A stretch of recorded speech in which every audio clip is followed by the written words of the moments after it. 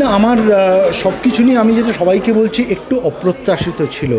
Because এই ছবিটা না ওরকম তথাকথিত ছবি না যেগুলো চলে বলা হয়, এবং তা সত্ত্বেও যেরকমভাবে এটা পুরো আমার টিম, আমার ডিস্ট্রিবিউটার পিভিআর আইনক্স সবাই মিলে এই যে সাফল্যটা করলো, এবং যেটা শর্মিলা ঠাকুরের কথা বললেন, এটা ওনার শেষ ছবি, এবং উনি নিজেও বলেছেন অপুর সংসার থেকে পুরাতন এই জার্নি, এবং এরমভাবে যে আমরা একটু জড়িত হতে পারলাম ওনার এরম ইলাস্ট্রিয়াস ক্যারিয়ারের সঙ্গে, সেটার জন্য আমরা সত্যি সত্যি খুবই গর্বিত মনে করি।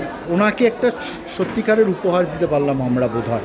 ঋতুর ব্যাপারে আমি যা বলবো সেটা কম হয়ে যায়, বিকজ কোনো দিক থেকে অ্যাজ এ প্রডিউসার এবং অভিনেত্রীর থেকে আমার একটা কোনো খামতি হয়নি। ও যেরকম ভালোবাসা নিয়ে ছবিটাকে পেশ করেছে, অনেক অনেক ভালোবাসা আমার প্রিয় বন্ধু ঋতুপর্ণার প্রতি।